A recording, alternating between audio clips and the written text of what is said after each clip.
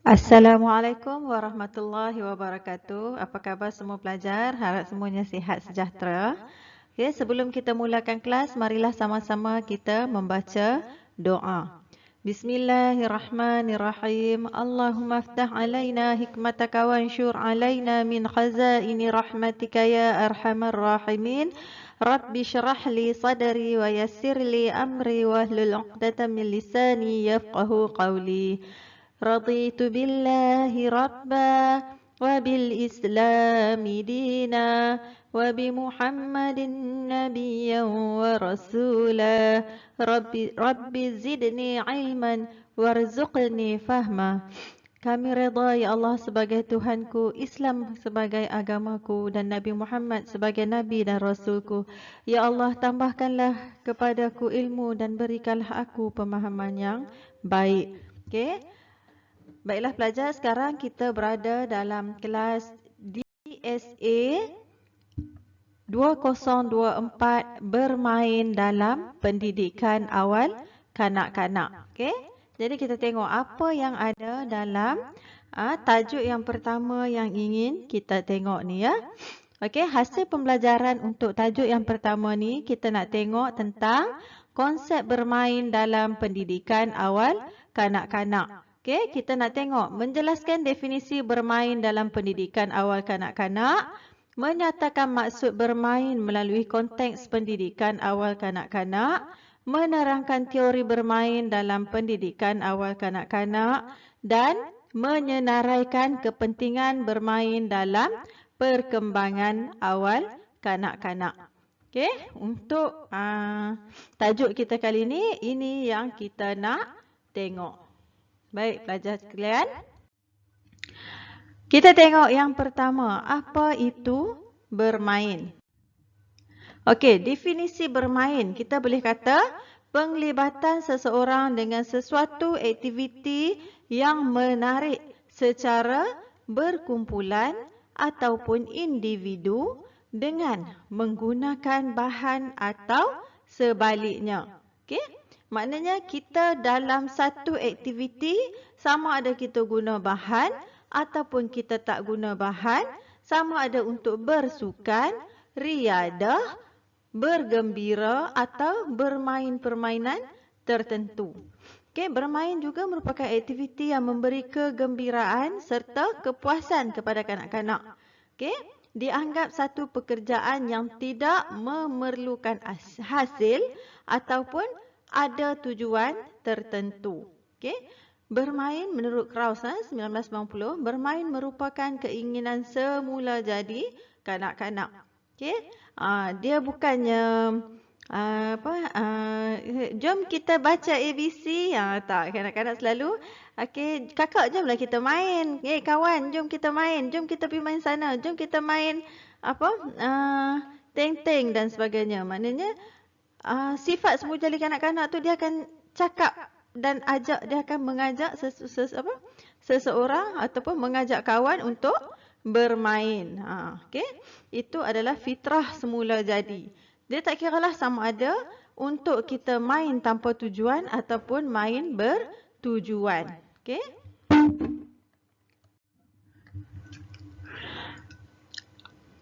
Okey, menurut Carr, bermain dapat membantu kanak-kanak meluahkan emosi yang negatif.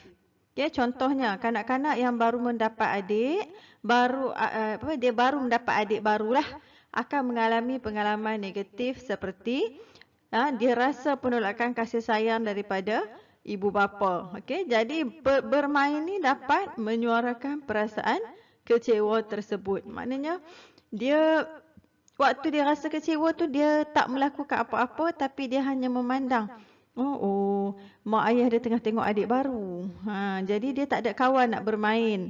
Ataupun dia tengah pandang daripada jauh tanpa melakukan apa-apa. Tapi kalau kata dia tengah bermain, ada seseorang yang tengah melayan dia sedang bermain, okay, perasaan negatif tu, emosi negatif tu dapat dielakkan.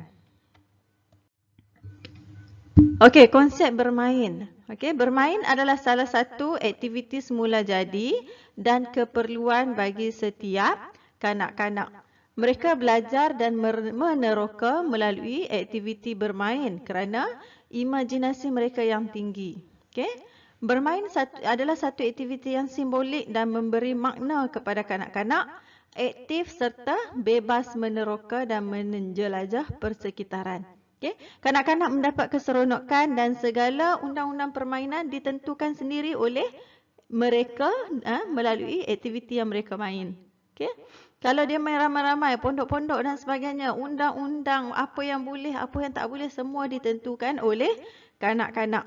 Okay. Dia bina dunia dia di situ. Apa yang dia nak kat situ masa tu, apa yang dia nak bagi tak boleh, apa yang dia nak kata boleh di dalam dunia permainan dia. Okay. Macam kita bagi contoh gambar di situ Lego. Kita bagi Lego, okey, buatlah apa dia nak buat. Kita tak tetapkan peraturan. Okey, kita tak kata buat kapal, buat robot dan sebagainya, tak.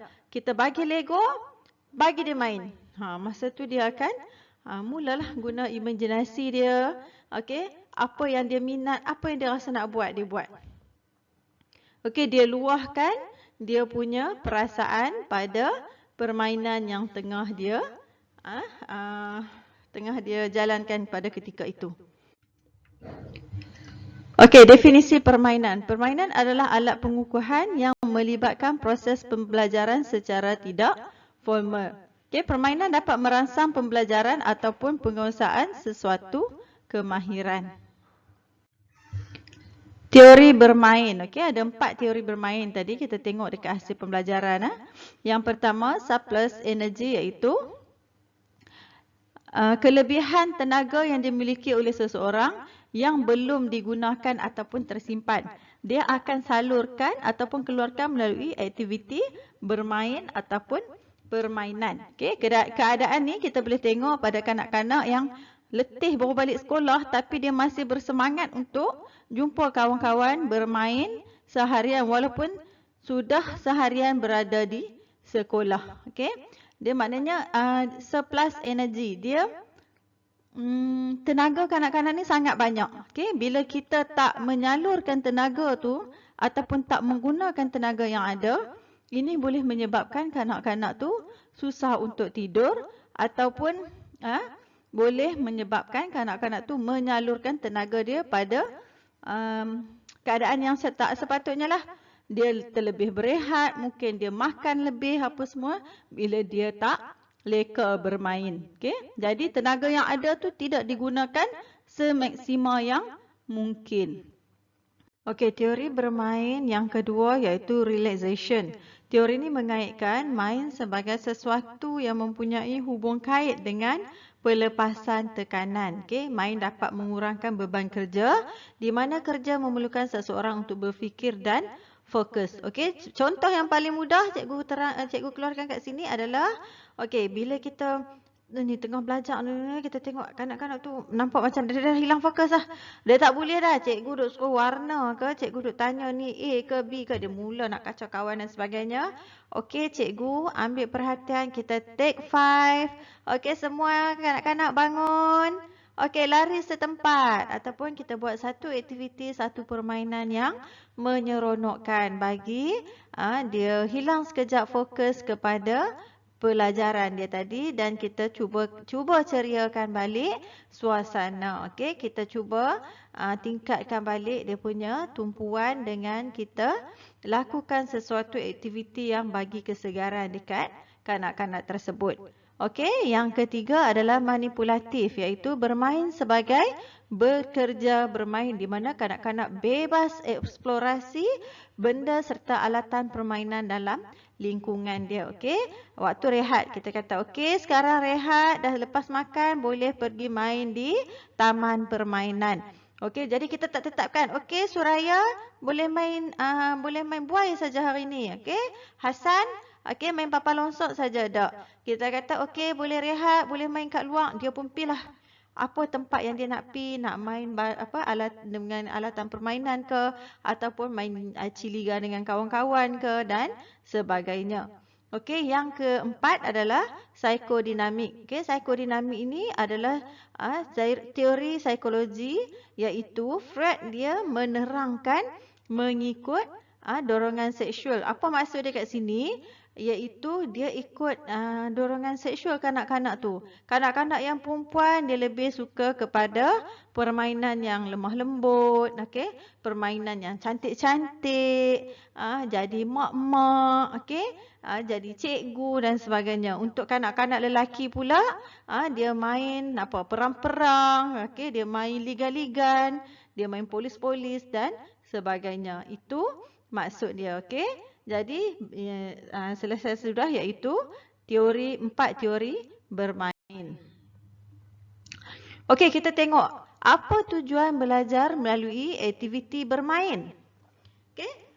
Belajar melalui aktiviti bermain ini membolehkan kanak-kanak untuk meneroka, mencuba dan meningkatkan kepuasan sesuatu kemahiran. Okey.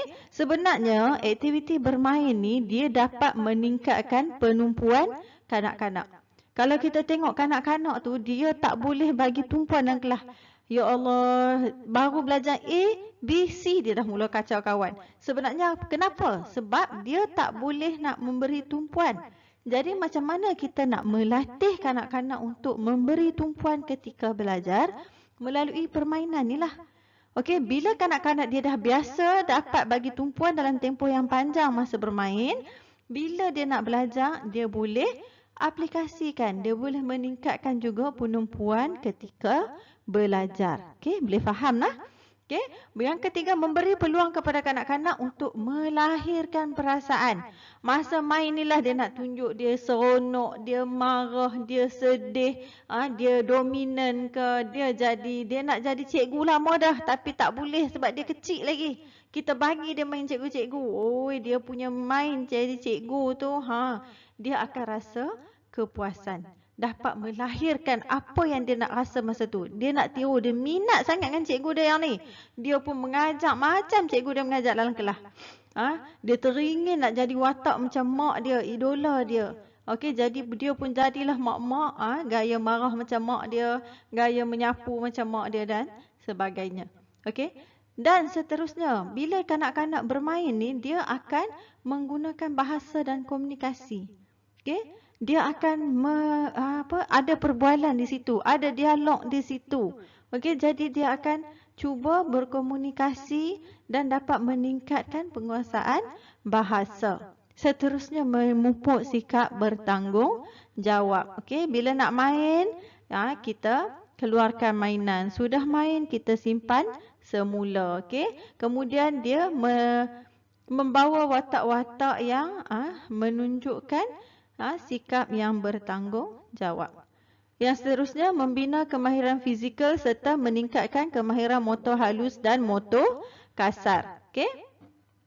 Dan membina kemahiran kendiri yang positif. Okey, sebenarnya inilah dunia kanak-kanak bermain. Okey? Kita sekarang ni dah banyak tinggalkan permainan ini untuk kita kejar kecemerlangan kanak-kanak dalam bidang akademik. Sampai satu tahap dia tak tahu dunia main tu apa.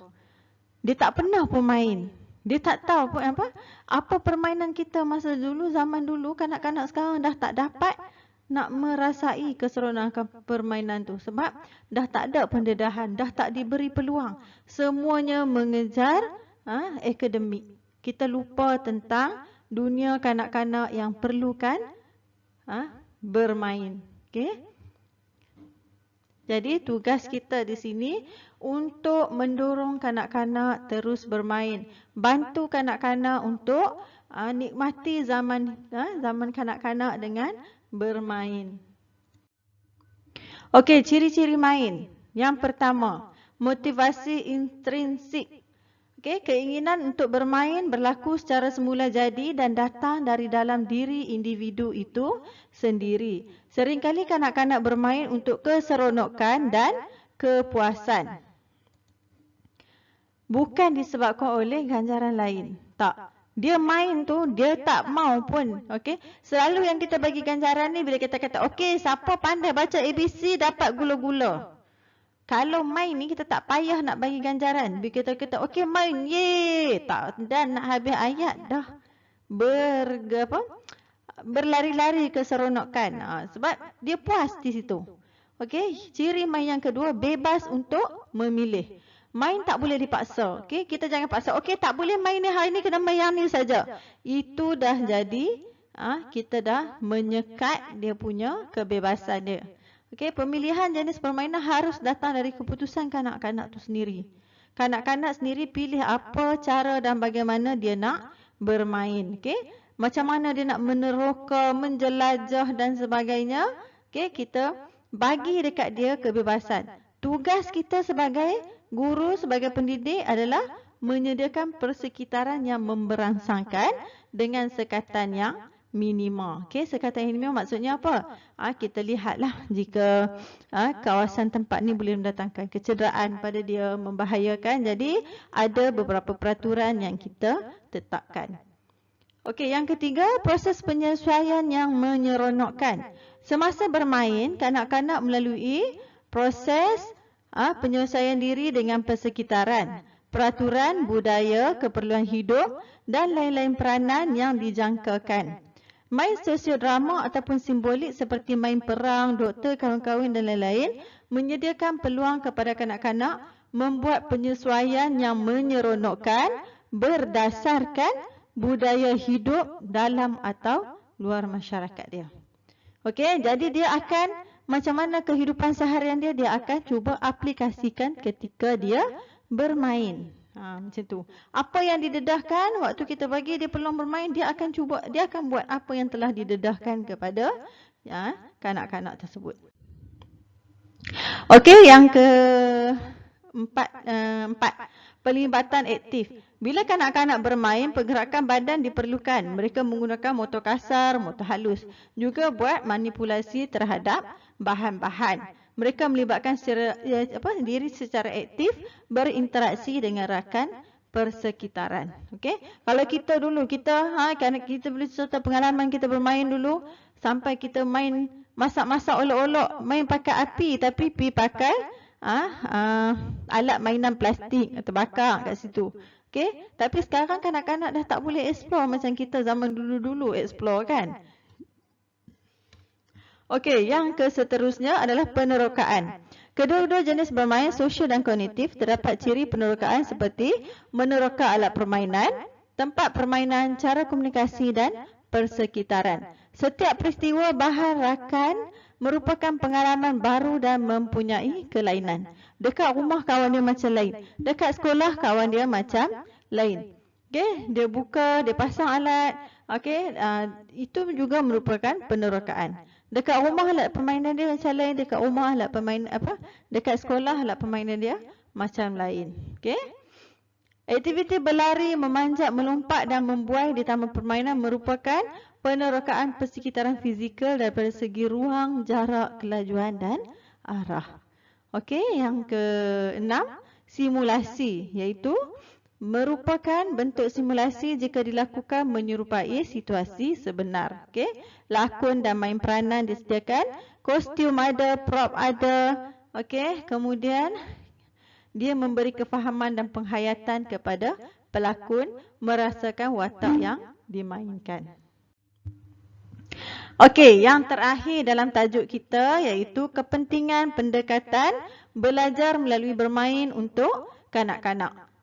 Okey, yang pertama menggalakkan perkembangan kognitif. Proses kognitif merujuk kepada aktiviti mental dan manipulasi terhadap sesuatu untuk membina ilmu dan kefahaman. Melalui panca indera lalu membentuk pemikiran, penaklukan, penilaian dan tingkah laku. Perkembangan kognitif juga mempunyai hubungan kait dengan pemikiran yang merujuk kepada keupayaan memahami sesuatu konsep serta peningkatan ilmu pengetahuan. Okey. Semasa bermain, kanak-kanak akan menggunakan pemikiran untuk memahami sesuatu konsep yang diajar sama ada secara langsung ataupun tidak.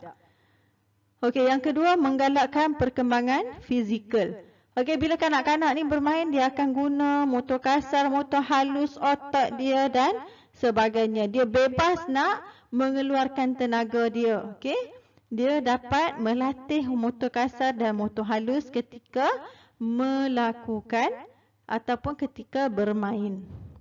Yang ketiga, menggalakkan perkembangan sosio-emosi, iaitu kanak-kanak dia dapat belajar tentang peraturan dalam bergaul, cara untuk berinteraksi dengan rakan dan guru. Proses interaksi tersebut mengajar kanak-kanak untuk mengenal emosi marah, sedih, gembira, takut, disayangi dan dihargai. Okey. Selain itu, tanggungjawab juga dapat diterapkan bila kanak-kanak dapat memahami dan mengawal emosi mereka.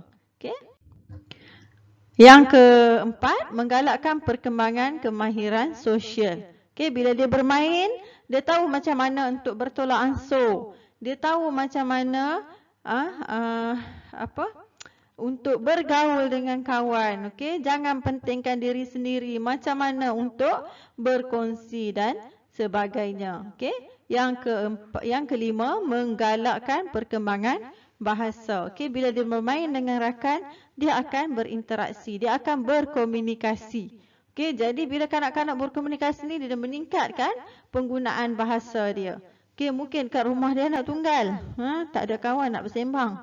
Mak ayah dia buat kerja masing-masing, dia pun lebih banyak berdiam diri. Okey.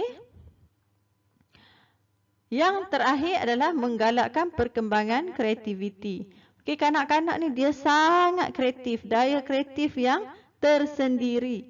Jadi, disebabkan sifat semula jadi ni, dia memiliki perasaan ingin tahu yang tinggi sambil nak meneroka sesuatu. Okey, daya kreativiti kanak-kanak lebih terselah masa mereka berfikir dan menyelesaikan masalah semasa mereka bermain dengan alat permainan dan rakan sepermainan. Okey, tamat sudah untuk tajuk yang pertama kita.